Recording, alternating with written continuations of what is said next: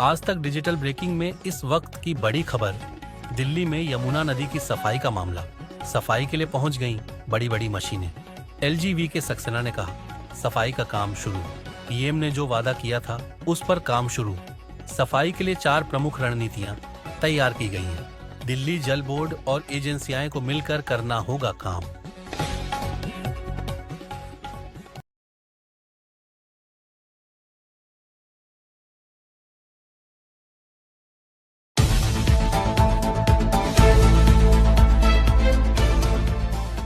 LNJP अस्पताल का फौरन रुख कर लेंगे। अनमोल बाली के पास हमारे सहयोगी जुड़े हुए हैं। अनमोल, अभी अस्पताल में क्या हालात हैं, कितने लोग कुल एडमिट हैं, डॉक्टर्स क्या बता रहे हैं, इसको लेकर क्या जानकारी है आपके पास?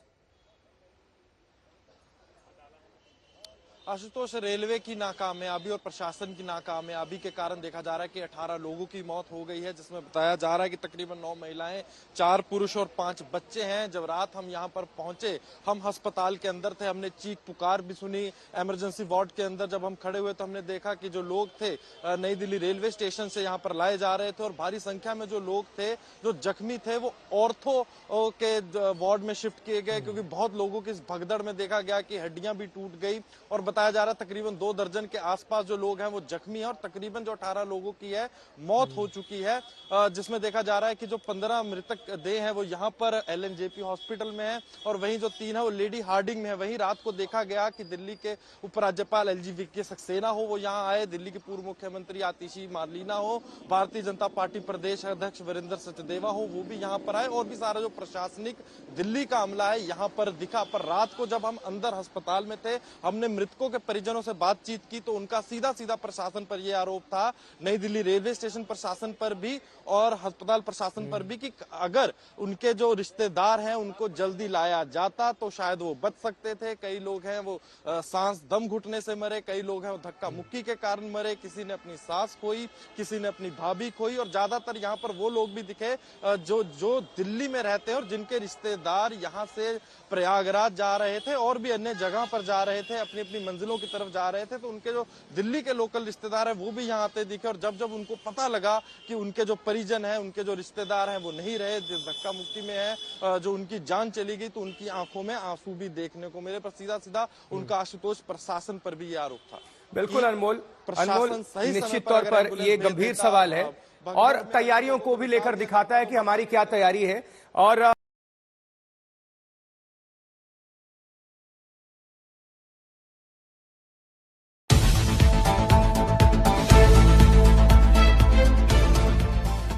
प्रयागराज महाकुंभ मेला क्षेत्र को जहां एक तरफ नो व्हीकल जोन घोषित किया गया है, वहीं दूसरी तरफ कई ऐसी गाड़ियां आ रही हैं जिस पे वीआईपी पास है और कोशिश कर रही हैं कि वो मेला क्षेत्र के अंदर किसी तरीके से दाखिल होने पाए।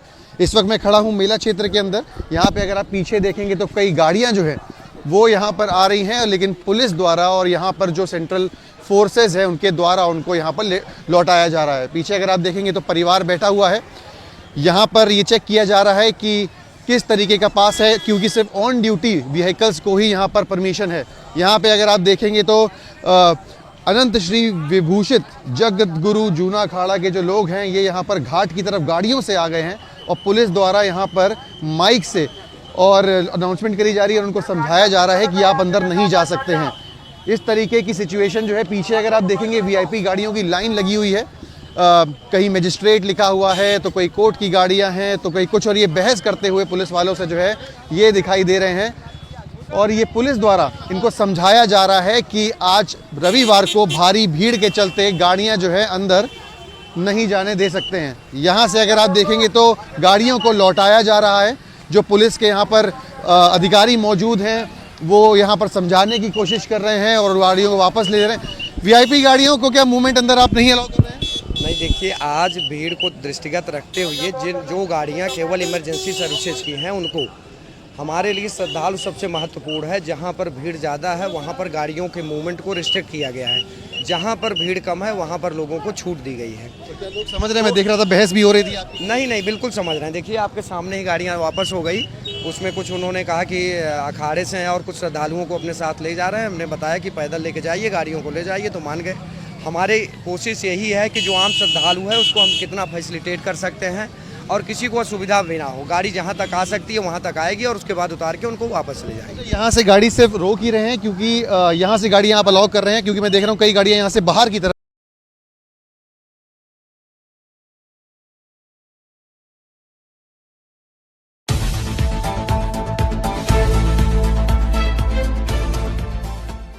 नई दिल्ली रेलवे स्टेशन पर इतना बड़ा हादसा कैसे हुआ? हादसे में 18 लोगों की मौत आखिर कैसे हुई?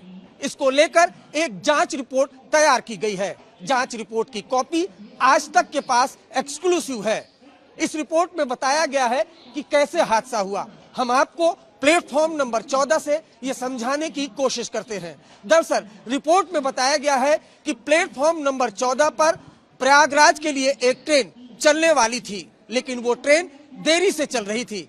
इस वजह से प्लेटफॉर्म पर भारी भीड़ जमा थी। प्लेटफॉर्म नंबर 14 से ठीक सटा हुआ है प्लेटफॉर्म नंबर 13। प्लेटफॉर्म नंबर 13 से स्वतंत्रता सेनानी एक्सप्रेस जो नई दिल्ली से दरभंगा की तरफ जाने वाली थी, वो भी काफी देरी से चल रही थी। लिहाजा प्लेटफॉर्म नंबर 13 पर भारी भीड़ जमा थी, यानी 13 और 14 पर भारी भीड़ जमा थी। इसी दौरान जो रेलवे प्रशासन है वो लगातार प्रयागराज के लिए टिकटों की बिक्री कर रहा था। तकरीबन 1 घंटे में 1500 टिकटों की बिक्री की जा रही थी। प्लेटफॉर्म नंबर 14 पर प्रयागराज के लिए यात्री इंतजार कर रहे थे। इसी दौरान प्लेटफॉर्म नंबर 16 के लिए एक अनाउंसमेंट होता है। अनाउंसमेंट ये कि एक स्पेशल ट्रेन प्रयागराज के लिए जाने वाली है।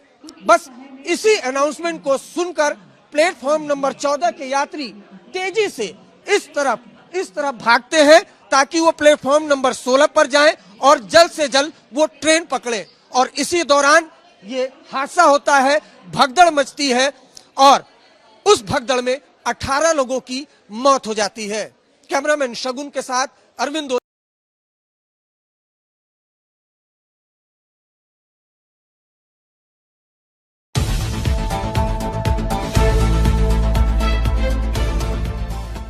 ये राम जन्मभूमि है और यहाँ पे जो भक्तों का सैलाब है, जो जनसंख्या है, वो आपको हम लगातार दिखा रहे हैं कि यहाँ पे लगातार भक्तों की जो भीड़ है, श्रद्धालुओं को जो भीड़ है वो बढ़ती ही नजर आ रही है। और यहाँ पे देखिए कितनी संख्या में लोग आ रहे हैं और ये संख्या रुकने का नाम नहीं ले रही है। श्रद्धालु रुकने का नाम नहीं ले रहे हैं।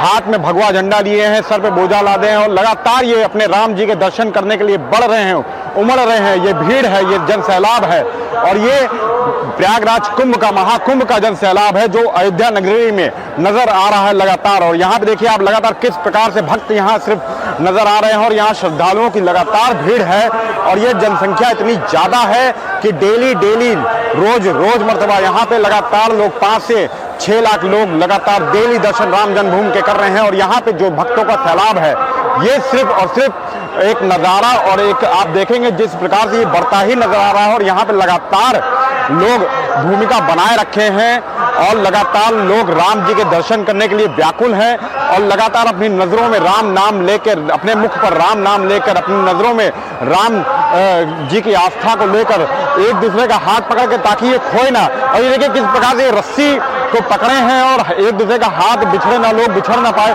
उस हिसाब से यहाँ पे चल रहे हैं लगातार लोग। और यहाँ पे जो स्थिति है, जो परिस्थिति है, उसको प्रशासन अपने हिसाब से मुस्तैद है और यहाँ पे लगातार लोगों की भीड़ को लगातार कंट्रोल किया जा रहा है। और इस प्रकार से जो भीड़ आपको दिख रही है वो बहुत ही ज़्यादा भीड़ में श्रद्धालु यहाँ पे हैं लगातार। और ये स्थिति जो है अयोध्या की, ये लगातार बढ़ती ही जा रही है, ये रुकने का, थमने का नाम नहीं ले रही है। कैमरामैन अनूप जायसवाल के साथ।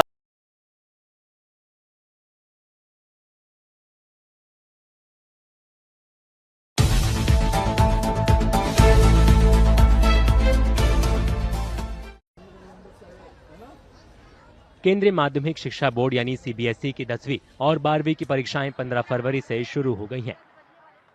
इस बार देश और विदेश के 7,800 से ज्यादा केंद्रों पर 42 लाख से ज्यादा स्टूडेंट्स ने भाग लिया। सीबीएसई के अधिकारियों के मुताबिक 10वीं के 24.12 लाख स्टूडेंट्स 84 विषयों से और 12वीं कक्षा के 17.88 लाख स्टूडेंट्स 120 विषयों से परीक्षा देंगे।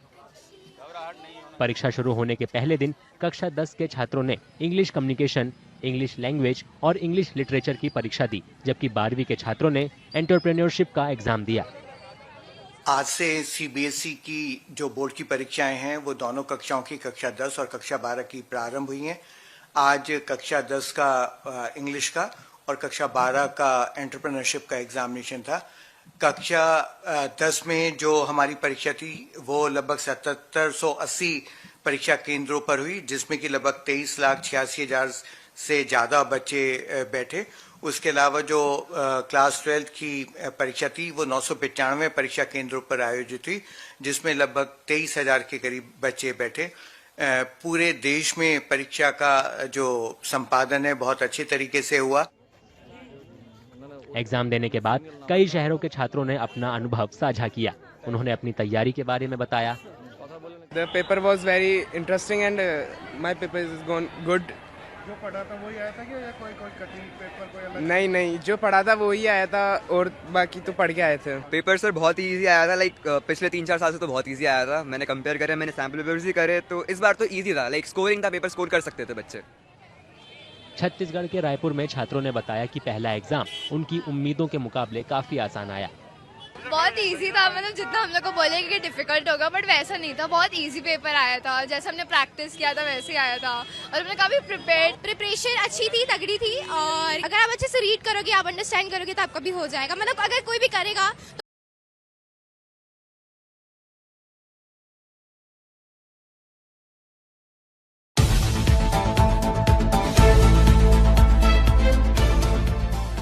तो जम्मू कश्मीर और लद्दाख के इतिहास में पहली बार ऐसा हुआ है जब श्रीनगर करगिल राष्ट्रीय राजमार्ग पूरे साल खुला रहा। अब की बार इसमें दो मुख्य कारण हैं। एक तो बहुत कम बर्फबारी कश्मीर में अब की बार हुई है, जिसके कारण बर्फ को हटाना कोई मुश्किल जो है सीमा सड़क संगठन को नहीं हुआ। दूसरी बात जो महत्वपूर्ण है वो श्रीनगर सोनमर्ग के बीच बनने वाली टनल, जिसका उद्घाटन प्रधानमंत्री ने जनवरी में किया था। लेकिन सबसे महत्वपूर्ण बात यह है कि ये इतिहास बनने से करगिल और लद्दाख क्षेत्र में रहने वाले लोगों को काफ़ी सहूलियत अब की बार हुई है। ना ही उन्हें ज़रूरी चीज़ों की कमी से जूझना पड़ा और ना ही उन्हें देश के साथ जुड़ने में कोई दिक्कत हुई। न सिर्फ करगिल और लद्दाख में रहने वाले लोगों को ये सड़क साल भर खुली रहने से आसानी हुई है, बल्कि साथ ही साथ जो सैकड़ों और हजारों की तादाद में सेना के जवान नियंत्रण रेखा और लाइन ऑफ एक्चुअल कंट्रोल पर तैनात हैं, उनके लिए भी ज़रूरी साज सामान पहुंचाना भी आसान हो गया है। दरअसल वरना श्रीनगर करगिल हाईवे सर्दी के महीनों के दौरान कम से कम 2 से 3 महीने बंद हो जाती थी और फिर जाके मार्च के महीने में बर्फ़ को हटाया जाता था और तभी ये सड़क यातायात के काबिल बन जाती थी। लेकिन अब की बार ऐसा नहीं हुआ और सर्दियों के दौरान भी और बर्फबारी के दौरान भी सीमा सड़क संगठन की कोशिशों के चलते ये राजमार्ग देश और दुनिया के साथ जुड़ा रहा। ये आप भी जानते हो कि सर्दी में रोड खुला रहने से बहुत सारी सहूलियतें हमें मिलती है, खासकर ज़मींदार लोगों को ताज़ा सब्ज़ी मिलता है और हमारे यहाँ वहाँ से आने वाले जाने वाले लोगों को बड़ी सहूलियत मिली, राहत मिली, सस्ता किराया जाने में आने में, बिजनेस भी हुआ लोग होटलर्स को लोगों को। और उसके बाद सबसे बड़ा फ़ायदा जो है हमारे पेशेंटों को मिला, जो पेशेंट्स इधर बिधर रहते थे, महीनों 10 दिन या जहाज़ का इंतज़ार करते थे, उनको बिल्कुल अच्छा सुविधा मिला। रोड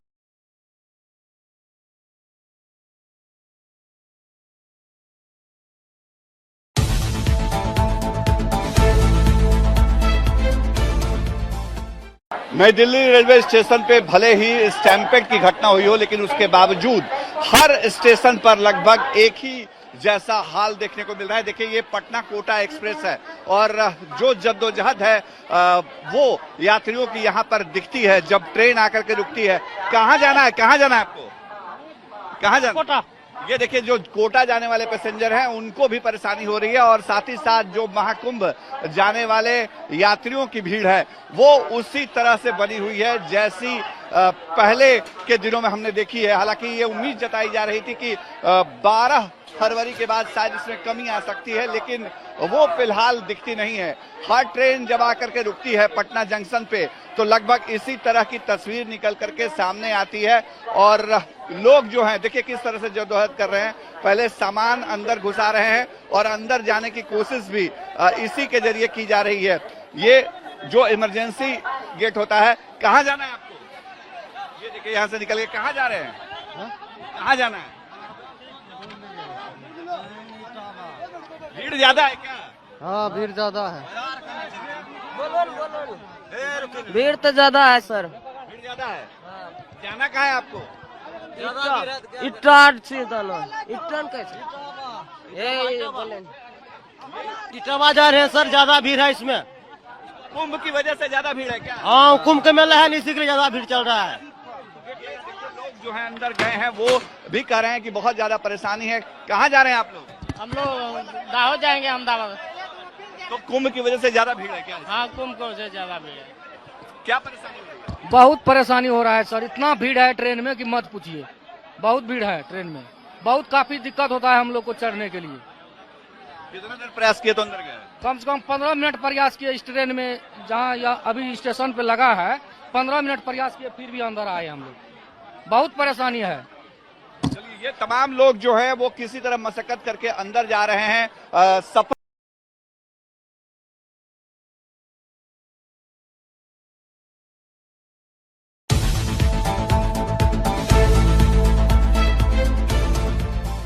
यहां पर हादसा हुआ उसको लेकर फिर तमाम सियासी प्रतिक्रियाएं आने लगी, सवाल उठने लगे। आरजेडी क्या कह रही है, जेडीयू क्या कह रही है, आपको सुनवाते हैं। सुनिए लालू प्रसाद यादव आरजेडी की तरफ से। बहुत दुखद घटना घटी है, हम सब लोग को श्रद्धांजलि अर्पित करते हैं।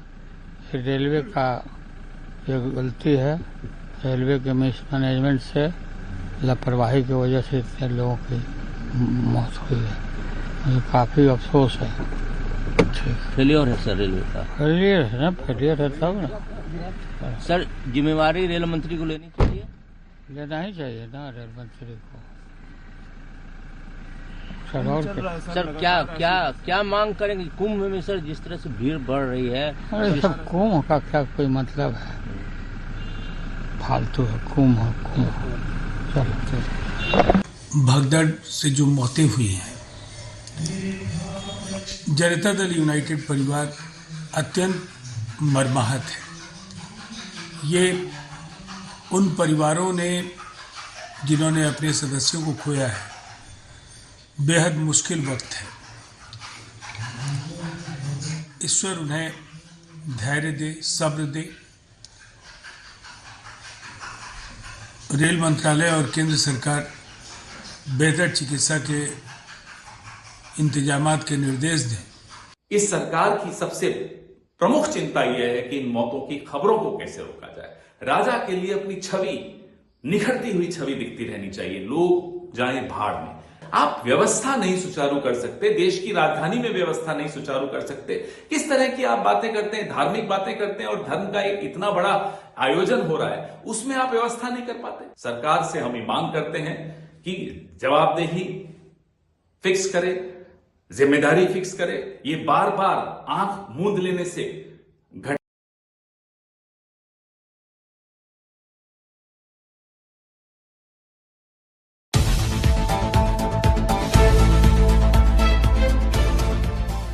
अमृतसर इस समय हम मौजूद हैं। कुछ भारतीयों और पंजाबियों को डिपोर्ट किया जा रहा है। गुरजीत सिंह औजला जो सांसद है अमृतसर से हमारे साथ है। सर आप कैसे देखते हैं ये डिपोर्टेशन? पंजाब को डिफेम की बात हो रही है, पंजाब सरकार और केंद्र सरकार आमने सामने है, आप यहाँ से सांसद है। दोनों को गंभीरता दिखानी चाहिए। ये बहुत बड़ा मुद्दा है कि 7 लाख के करीब इलीगल लोग वहाँ अमेरिका में, कनाडा में जा चुके हैं। वो क्यों गए हैं? ये बेरोजगारी बड़ा मुद्दा है, इसे चीज सीख लेने की जरूरत है। देखो ये तो डेपुटेशन उन्होंने देनी है, वो तो उतरेंगे कहीं, इधर यहाँ नहीं उतर जाएंगे, कहीं और उतर जाएंगे। और मैं तो खुशी ये है कि वो बच्चे वहाँ जेलों में नहीं पड़े रहेंगे, इधर आ जाएंगे, वो अच्छी बात है। पहली बात तो ये है। दूसरा, ये दोनों सरकारें, स्टेट गवर्नमेंट भी और सेंट्रल गवर्नमेंट भी, मैच्योरिटी दिखानी चाहिए। इनका एक तो इनको रिहेबिलिटेशन कैसे कर सकते हैं, उसके लिए इनका क्या प्रबंध है, क्योंकि ये सारे बहुत गरीब परिवार के 1-1 एकड़ इन्होंने बेचा है, और वो 1-1 एकड़ वाले को क्या क्या पल्ले है, उसके कुछ भी नहीं है। तो ये सारी मुसीबत है बहुत बड़ी उनके परिवारों के ऊपर। हमारा फर्ज बनता है हम उनके साथ खड़े हों उनको ठीक रखे, क्योंकि वो हमारे नागरिक हैं देश के, चाहे कैसे भी गए, चाहे वो गलत तरीके से चले गए। भरपाई कैसे देखते हैं? पैसा तो वापस आपको लगता है कि एजेंट से भरपाई करे? भरपाई सरकार को करनी चाहिए, सरकार के पास बहुत टूल्स होते हैं जिसके जरिए वो सब कुछ भरपाई कर सकती है। नौकरी उनको जो बेरोजगार, देखो ये तो सरकार की पॉलिसी है, सरकार स्टेट गवर्नमेंट सारी स्टेट गवर्नमेंट अपना जिम्मा रखे और इसके ऊपर काम करे भी ये हो क्यों रहा है, ज्यादा तो बच्चे क्यों भाग रहे हैं, जितना यूएई में लेबर जा रहा है, क्यों लेबर जा रहा है यूएई में लेबर करने के लिए, ये सबके लिए चिंता करने की बात है। गुरजीत सिंह औजला सांसद अमृतसर से बातचीत कर रहे थे कि सरकार को गंभीरता दिखाकर इसका इलाज करना चाहिए, इस समस्या का डिपोर्ट हुए हैं लेकिन उनको रिहाब एक तरीके से करना चाहिए। कैमरा पर्सन गिरीश साथ अमन भारद्वाज।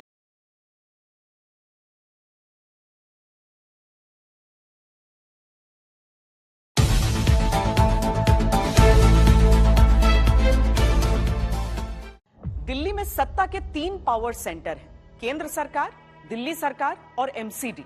अमूमन ऐसा होता रहा है कि जिसकी दिल्ली में सरकार बनी उसका एमसीडी पर कब्जा नहीं रहा और ऐसा ट्रेंड दिल्ली में कांग्रेस सरकार के समय से ही चल रहा है।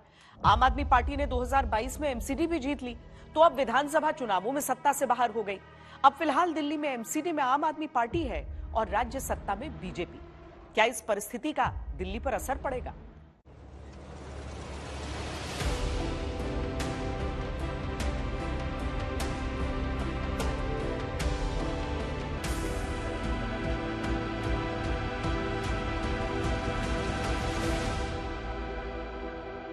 एमसीडी में शासन का सीधा अर्थ जवाबदेही माना जाता है।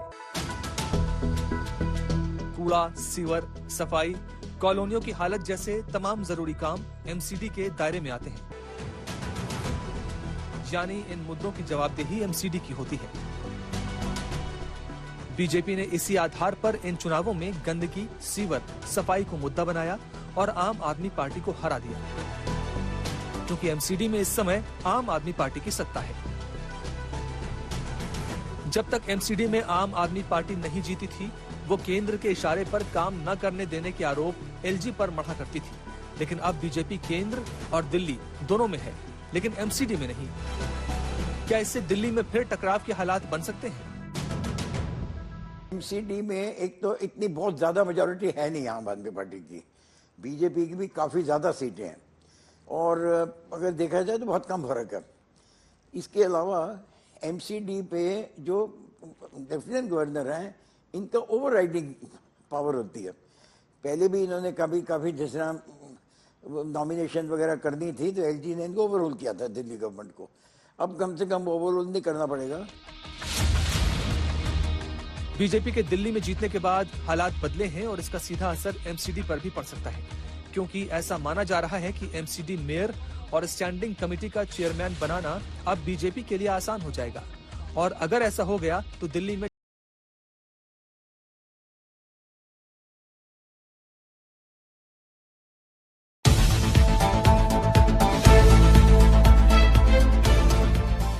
बड़ी खबर चल रही है। बीजेपी में मंथन और चिंतन तो चल ही रहा है, लेकिन इस वक्त आपको बता दें बड़ी खबर, बैठक चल रहा है। बीजेपी के सभी महासचिव इस बैठक में शामिल हैं। दिल्ली बीजेपी मुख्यालय में चल रही है बड़ी बैठक। ये बैठक से ही जो आ रही है तस्वीरें आपके सामने हैं।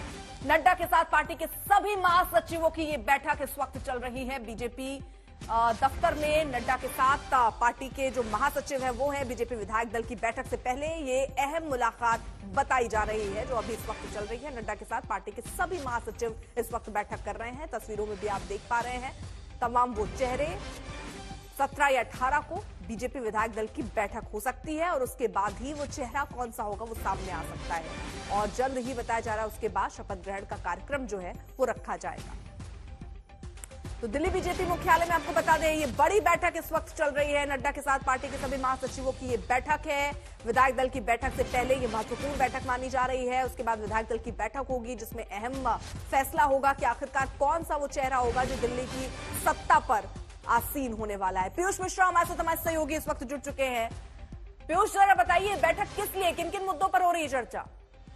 देखिए बैठक बहुत महत्वपूर्ण है और ये बैठक का पहली बार हो रही है। दिल्ली के जो नतीजे है उसके बाद ये बड़ी बैठक हो रही है। इससे पहले हमने बैठकें जो है वो दिल्ली बीजेपी ऑफिस में होते हुए देखी है, जिसमें दिल्ली बीजेपी के नेता जय पांडा, वीरेंद्र सचदेवा और कई नेता बैठक में रहे हैं और BL संतोष भी वहां पर पहुंचे। लेकिन आज ये बैठक दिल्ली में जो बीजेपी का राष्ट्रीय मुख्यालय है जिंदल उपाध्याय मार्ग पर, वहां पर हो रही है। JP नड्डा के साथ सभी जो महासचिव हैं वो मौजूद हैं और इस बैठक में जरूर दिल्ली में जिस तरह के नतीजे बीजेपी को मिले उस पर चर्चा होगी। प्रधानमंत्री नरेंद्र मोदी वापस विदेश से देश आ चुके हैं और उम्मीद यही जताई जा रही है कि कल या परसों बीजेपी के विधायक दल की बैठक भी हो सकती है, जिसमें बीजेपी का नया चेहरा कौन होगा, मुख्यमंत्री कौन होगा, उस पर भी मोहर लग सकती है। और ये बैठक कई मायनों में बहुत महत्वपूर्ण है, बीजेपी की सबसे इम्पोर्टेंट बैठक है। सभी जो महासचिव वो इसमें बैठक में मौजूद हैं, जिसमें दुष्यंत गौतम, तरुण चुग, इसके अलावा राधा मोहन दास अग्रवाल, ये सभी मौजूद है।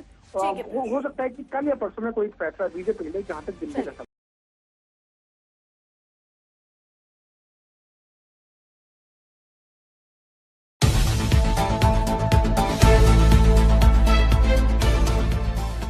महाराष्ट्र में बहुत ही जल्द लव जिहाद के ऊपर कानून आ रहा है। हमारे साथ है कौशल विकास मंत्री मंगल प्रभात लोढ़ा जी। सर, आपने भी आज एक पत्रकार परिषद ली, महाराष्ट्र में बहुत ही जल्द ये कानून आ रहा है, क्या कहेंगे? मैं माननीय मुख्यमंत्री देवेंद्र जी फडणवीस का मन से धन्यवाद देना चाहता हूं, स्वागत करना चाहता हूं कि उन्होंने योग्य निर्णय लिया और महाराष्ट्र के अंदर आज जो हजारों बच्चे इसके कारण पीड़ित है, उनके परिवार वाले दुखी हैं, उनके बाद में उनको लग रहा है कि आगे आने वाले समय में हमारे बच्चियों की रक्षा हो सकेगी। ये कमेटी बहुत ही जल्दी लव जिहाद के बारे में कानून का ड्राफ्ट करके विधानसभा में पेश करेगी, विधानसभा उस पर निर्णय करेगी।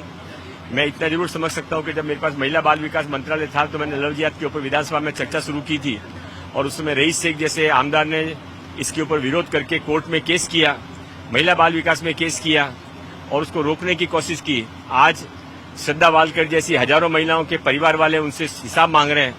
उनकी श्रद्धा वालकर और बॉम्बे के अंदर ऐसे 10 केसेस से ज्यादा केसेस, बड़े बड़े केसेज है जो रिपोर्टेड केसेज है जहां पर, और वो कहते थे कि एक भी ऐसा केस नहीं है। अब उनको, उन महिलाओं को, उन बच्चियों के आत्मा को जवाब देना चाहिए। मुझे लगता है कि ये एक्ट बनने के बाद में महिलाओं को सुरक्षा मिलेगी, सम्मान मिलेगा और आने वाले समय में अच्छे वातावरण के अंदर महाराष्ट्र का विकास होगा। लेकिन दूसरी ओर सुप्रिया सुले हों, वो आरोप लगा रही हैं कि देश में अन्य मुद्दे हैं, उन पर ध्यान देना चाहिए। मोदी जी उन पर कुछ नहीं कह रहे हैं, लेकिन जो जरूरी मुद्दे नहीं उन पर ध्यान दिया जा रहा है। अबू आजमी का भी कहना है कि सिर्फ मुस्लिमों को टारगेट किया जा रहा है। ऐसा है कि मोदी जी का तो नारा है सबका साथ, सबका विश्वास, सबका विकास। अब उसके अंदर किसी को समझ में नहीं आता है तो उनका दुर्भाग्य है। ये तो चलती हुई फ्रंटियर गाड़ी है, बुलेट ट्रेन है। मोदी जी की विकास की गाड़ी बढ़ती जाएगी, जिसको बैठना है तो बैठे, नहीं बैठना तो उसका वो हालत होगा जो महाराष्ट्र की विधानसभा के चुनाव में इस बार हुआ। बिल्कुल। तो मोदी जी का स्पष्ट नारा है विकास के साथ, सबका विकास, और जिसको इस विकास में जुड़ना है वो जुड़ सकता है, ऐसा साफ कहना है मंगल प्रभात लोढ़ा जी का। और लव जिहाद का कानून जैसे ही महाराष्ट्र में लागू होगा, लोगों के लिए ये काफी सकारात्मक रूप होगा। कैमरामैन महेश मोरे के साथ दीपेश त्रिपाठी, मुंबई, आज तक।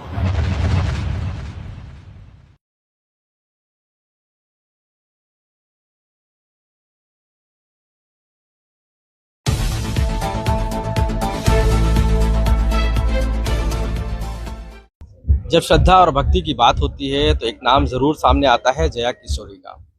आखिर किस तरीके से वो लोगों से जुड़ी, और जब उत्तर प्रदेश में है वो अगर और लखनऊ में है तो बात ये भी होती है क्योंकि कुंभ यहाँ पर है। हमारे साथ मौजूद है इस समय जया किशोरी जी।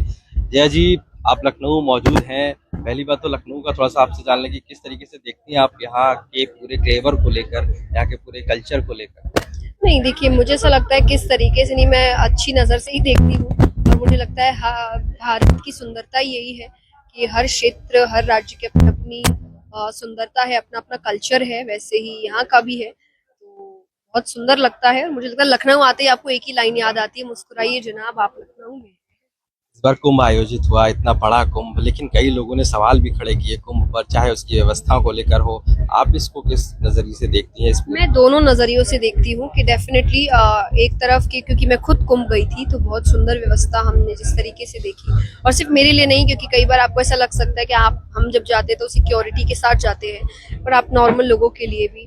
तो हाँ जी, बिल्कुल व्यवस्था तो देखिए बहुत सुंदर है, क्योंकि करोड़ों में संख्या आई है। पर जब आप कुछ ऐसी घटनाएं सुनते हैं तो उस वक्त भी आपको लगता है कि कहीं तो कुछ दिक्कत आई जिसको सुधार की जरूरत थी, तो वो भी आप उसको नजरअंदाज नहीं कर सकते। और मैंने ही किया, मुझे ऐसा लगता है सरकार ने उसको नजरअंदाज नहीं किया, हमारे जो मुख्यमंत्री जी हैं उन्होंने नजरअंदाज नहीं किया, उन्होंने इस बात को सामने रखा और उस बात को, उस घटना को माना है। तो मुझे लगता है कि फिर किसी और का ये बोल देना कि नहीं नहीं ऐसा कुछ नहीं है, गलत हो जाता है। और वी आर हैप्पी कि हाँ सरकार ने ये बात मानी और उसके ऊपर क्या और काम कर सकते हैं। लगता था योगी आदित्यनाथ की सरकार है वो इस कुंभ को उतने अच्छे से ऑर्गेनाइज किया जिस हिसाब से इन्होंने क्लेम किया, और भी कुंभ हुए हमेशा से, चूंकि दावा किया गया 50 करोड़ लोग वहां पर पहुंचे, एक बड़ा नंबर है ये श्रद्धालुओं का।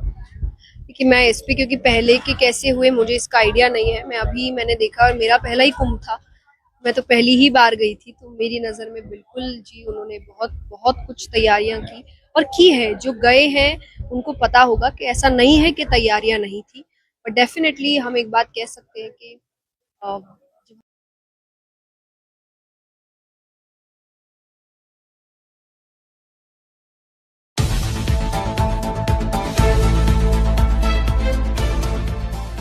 बात करेंगे दिल्ली के नए मुख्यमंत्री चुनने की बीजेपी में कवायद को लेकर, और इसी कड़ी में बड़ी खबर से शुरुआत करते हैं। दिल्ली में सीएम चुनाव को लेकर आज रात तक केंद्रीय पर्यवेक्षकों की नियुक्ति हो सकती है, इसमें राजनाथ सिंह का नाम भी हो सकता है। खबर है कि प्रधानमंत्री मोदी, नड्डा और अमित शाह से भी बैठक कर सकते हैं। तो दिल्ली में आज हो सकता है बीजेपी पर्यवेक्षकों का ऐलान। इनका काम होगा ये समझना कि कौन कौन से वो चेहरे हैं जो आगे रखे जाएं, विधायकों से बातचीत होगी, उनसे राय ली जाएगी, और उसके बाद जब एक नाम या 2 नाम या 3 नाम जो भी नाम सामने आएंगे वो ऊपर यानी अध्यक्ष के पास, फिर अमित शाह और प्रधानमंत्री उस पर नजर रखेंगे और उसके बाद ऐलान होगा। तो ये एक तरीके की प्रक्रिया है जो बीजेपी हाल फिलहाल के दिनों में काफी अपनाते हुए पर्यवेक्षक भेजे जाते हैं जो वहां का हाल आला कमान तक पहुंचाती है और उसके बाद नाम तय होता है।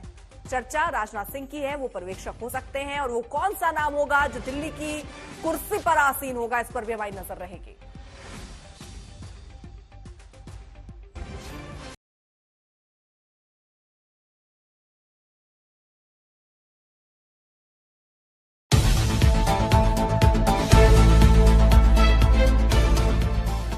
छत्तीसगढ़ के निकाय चुनाव में बीजेपी ने एक तरफा जीत हासिल की है। सभी 10 नगर निगमों में बीजेपी ने क्लीन स्वीप किया, कांग्रेस का खाता तक नहीं खुला। तो वहीं 49 में से 35 नगर पालिकाओं में भी बीजेपी ने जीत हासिल की। बात उधर नगर पंचायतों की करें तो 114 में से 81 पर बीजेपी ने जीत हासिल की।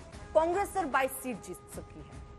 तो नगर निगम चुनाव में सभी 10 सीटों पर बीजेपी ने जीत दर्ज की।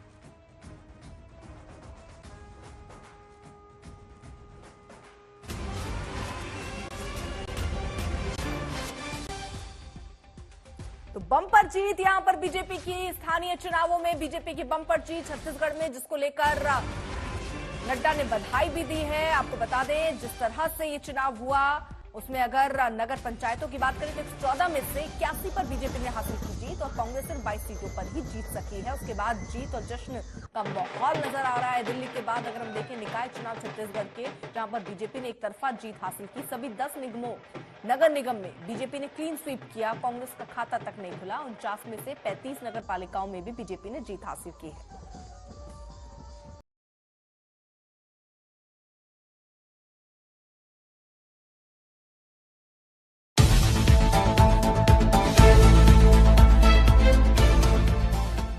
अधिक संपत्ति मामले में जब्त तमिलनाडु की पूर्व मुख्यमंत्री जयललिता की करोड़ों की संपत्ति को एक दिन पहले तमिलनाडु सरकार को ट्रांसफर किया गया, जिसकी तस्वीर आई सामने। तमिलनाडु सरकार को ट्रांसफर की गई संपत्तियों में 27 किलोग्राम सोना, 1116 किलोग्राम चांदी, जमीन के कागजात शामिल हैं। इसमें जयललिता की मिली सोने की कई ज्वेलरी हैं।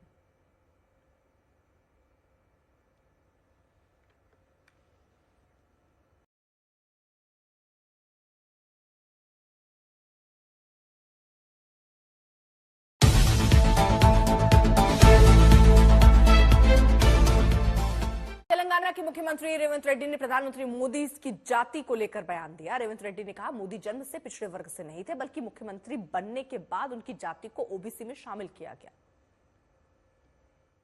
మోడీ గారు నేను బీసీని అంటాడు. మోడీ గారు వాస్తవంగా బీసీ కాదయా, లీగల్లీ కన్వర్టెడ్ బీసీ. నేను చాలా జాగ్రత్తగా పదం వాడుతున్నా, లీగల్లీ కన్వర్టెడ్ బీసీ. 2001 వరకు ఆయన ముఖ్యమంత్రి కానంత వరకు ఆయన కులము గుజరాత్ రాష్ట్రంలో ఉన్నత వర్గాలలో ఉండే. ఆయన ముఖ్యమంత్రి అయినాక ఆ కులాన్ని తీసుకొచ్చి బీసీలో కలుపుకున్నాడయా చట్టం చేసి. ఆయన పుట్టుకతో బీసీ కాదు, నరేంద్ర మోడీ గారు పుట్టుకతో బీసీ కాదు, పుట్టుకతో ఉన్నత కులము. కానీ 2001లో ఆయన ముఖ్యమంత్రి అయిన తర్వాత ఆయన కులాన్ని తీసుకొచ్చి బీసీ కులాలలో కలిపి नॉन परफॉर्मिंग पार्टी के नॉन प्रोडक्टिव परिवार के डर्टी डीइंग डिपार्टमेंट के ये सब चंगू मंगू हैं। और ये जो डर्टी डीइंग डिपार्टमेंट के ये चंगू मंगू हैं, इनके जो है वो इस तरह की डीइंग, इस तरह के जो है वो प्रहार के पाखंडी प्रहार जो है वो लगातार होते रहते हैं। और इसी का नतीजा है कि आज जो है वो कांग्रेस पार्टी का अंदर कोई भाव नहीं रह गया है, बाहर कोई मोल नहीं रह गया है। और इस नॉन परफॉर्मिंग पार्टी के जो नॉन प्रोडक्टिव परिवार है वो इस तरह के जो डर्टी डीइंग डिपार्टमेंट के ज़रिए जो है वो नकारात्मकता और निगेटिविटी से भरपूर जो है वो पाखंड करती है, उसको कोई पॉजिटिव नहीं लेता और हमेशा इस निगेटिविटी के चक्रव्यूह में खुद बुरी तरह से फंसते जा रहे हैं।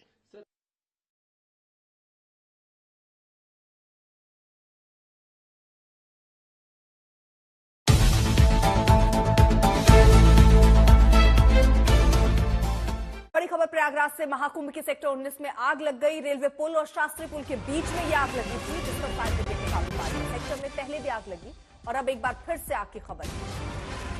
हमारे सहयोगी संतोष शर्मा की ग्राउंड रिपोर्ट।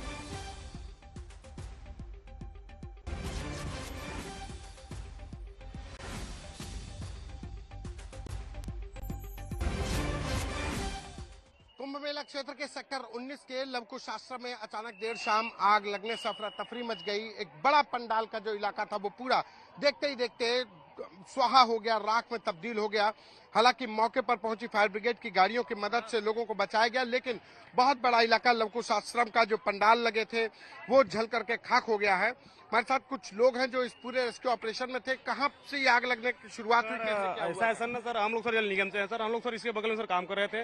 ये सब एक से आग लगना शुरू हुआ और सर धीरे धीरे सर लगते सर 4-5 लग गया, लेकिन सर हमारे सर योगी सरकार की पुलिस थी सर। ये जो है फिर कैसे आ गई ये सर? हमारे कोई हताहत है इसमें? नहीं सर, ऐसा कोई बात नहीं सर। हमारे पुलिस वालों को फायर लाए हैं सर, हमको तुरंत आ गए, तत्काल है सर, तुरंत बुताए सर। हम लोग सर जल्दी हम लोग सर अपना पायल नहीं सर लाके कोई भी कैसे किया हमने सर, हम लोगों ने। अच्छा जी सर। तो ये लोग हैं ये जिन्होंने यहाँ पर जल निगम का भी काम कर रहा था इत्तेफाक से, और जिसकी वजह से समय रहते यहाँ पर आग को बुझाया जा सका। और देखिए ये आग पर काबू पाया गया, लेकिन पूरा सामान आश्रम का जल करके खाक हो चुका है। चारों तरफ इधर भी अगर हम चलते हैं आप कि देखिए अभी भी आग अभी बुझाई गई है, धुआं अभी भी सुलग रहा है। जो पूरा इलाका है जो फूस का था, और ये झूसी पुल के ठीक नीचे का ये इलाका है जहां पर इस सेक्टर 19 का लवकुश आश्रम था, जहां पर ये आग लगी है। और अब रेस्क्यू ऑपरेशन चल रहा है। अभी तक फिलहाल इस पूरे पंडाल में लगी आग को ये सेक्टर 19 का जो लवकुश आश्रम के आसपास के करीब 10 से 12 पंडाल जो थे वो उन पर जो आग लगी थी उसको बुझा लिया गया है। मौके पर एडीजी समेत तमाम फायर ब्रिगेड की गाड़ियां हैं, तमाम अधिकारी मौजूद हैं। अभी भी रेस्क्यू ऑपरेशन देखिए एसडीआरएफ की टीमें हैं और एसडीआरएफ की टीमें लगातार जो आग बुझाने का काम है वो कर रही हैं। हम मौके पर भी आगे दिखे किस तरीके से ये चल रहा है। अभी जो चूंकि कुंभ मेला क्षेत्र में जो पंडाल बनाए जाते हैं वो फूस के बनाए जाते हैं, बहुत ज्वलनशील होता है, फूस का ही बनाया जाता है। लिहाजा यहाँ पर जब भी कोई एक छोटी सी चिंगारी भी पूरे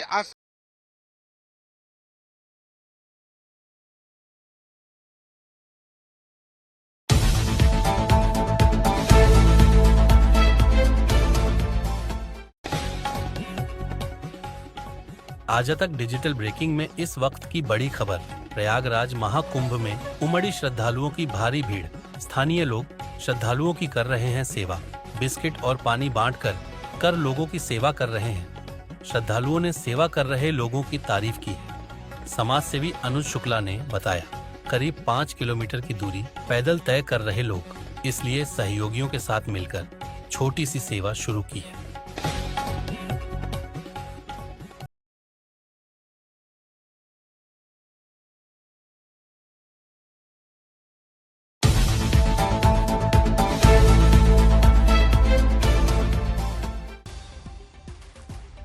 इस बीच बड़ी खबर बता दें, दिल्ली में 18 फरवरी को सीएम का शपथ ग्रहण होना है। सूत्रों की तरफ से जानकारी सामने आ रही है, हालांकि अभी तक नाम सामने नहीं आया है। मंथन का दौर जरूर चल रहा है। प्रधानमंत्री विदेश दौरे पर थे और उसके बाद ये कहा जा रहा था वो लौटेंगे, चिंतन मंथन होगा और उसके बाद तस्वीर साफ होगी। लेकिन अभी खबर आ रही है कि 18 फरवरी को नया सीएम जो है वो शपथ ले सकता है। जाहिर है कि उससे पहले ही उस नाम पर मंथन पूरा कर लिया जाएगा और नाम भी घोषित कर दिया जाएगा कि कौन होगा जो मुख्यमंत्री की पद पर बैठने वाला है। पीयूष हमारे साथ, हमारे सहयोगी इस वक्त जुड़ चुके हैं। पीयूष, देखिए अब खबरें आ रही है कि 18 फरवरी को सीएम का शपथ ग्रहण होगा।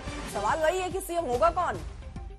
जी बिल्कुल, इस सवाल का जवाब कल इस समय तक हमको जरूर मिल जाएगा। कल दिन में बैठक बुलाई गई है सभी विधायकों की, विधायक दल की बैठक होगी और जो विधायक दल है वही चुनेगा कि उनका नेता कौन होगा। पर्यवेक्षक संभवतः आज रात या कल सुबह तक पर्यवेक्षकों के नाम का ऐलान भी हो जाएगा और ये पर्यवेक्षक सभी विधायकों से उनकी राय लेंगे और उसके बाद विधायक दल का नेता चुन लिया जाएगा और वही विधायक दल का नेता दिल्ली का अगला मुख्यमंत्री होगा। सूत्र ये भी बता रहे हैं अर्पिता कि संभवतः परसों शपथ ग्रहण समारोह भी हो सकता है, क्योंकि काफी लंबा समय हो गया है। दिल्ली में विधानसभा चुनाव के नतीजे आए हुए हैं और अभी तक सरकार नहीं बन पाई है और ये स्थिति तब है जब बीजेपी के पास लैंडस्लाइड मार्जिन है, यानी 48 सीटें बीजेपी ने जीती है। तो जिस तरह की अपेक्षा, जिस तरह के वादे दिल्ली में बीजेपी ने लोगों से किए, उनको अब पूरा करने की जरूरत है और इसीलिए सरकार गठन का जो रास्ता है वो धीरे धीरे खुलता हुआ नजर आ रहा है। उम्मीद यही जताई जा रही है कि कल इस समय तक ये साफ हो जाएगा कि दिल्ली का अगला मुख्यमंत्री कौन होगा और वो कब शपथ लेगा। चलिए, बहुत बहुत शुक्रिया आपका। नजर रहेगी हमारी भी कि आखिरकार वो कौन सा चेहरा होता है जो दिल्ली की सत्ता पर जीतने के बाद कुर्सी संभालता है।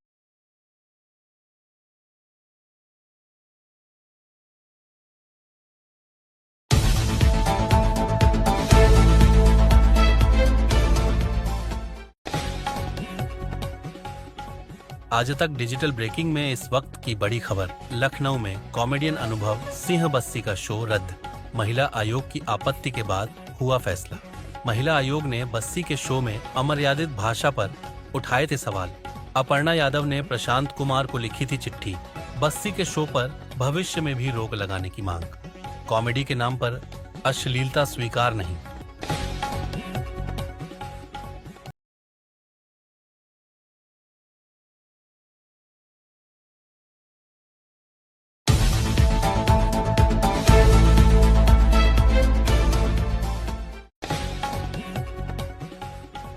आज तक डिजिटल ब्रेकिंग में इस वक्त की बड़ी खबर।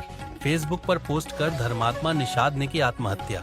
संजय निषाद और उनके बेटे पर लगाए गंभीर आरोप। सुसाइड से पहले फेसबुक पोस्ट में लगाए गंभीर आरोप। झूठे मुकदमों में फंसाने की कोशिश हो रही थी, जिससे तंग आकर उन्होंने यह कदम उठाया है। धर्मात्मा निषाद के सुसाइड पर बोले संजय निषाद। कहा, धर्मात्मा निषाद मेरे पार्टी के सक्रिय कार्यकर्ता थे। आत्महत्या कर लिए जाने की सूचना से मैं स्तब्ध हूँ। फेसबुक पर बेहद दुर्भाग्यपूर्ण और असत्य टिप्पणी की गई है। हम सबकी छवि धूमिल करने का प्रयास किया गया।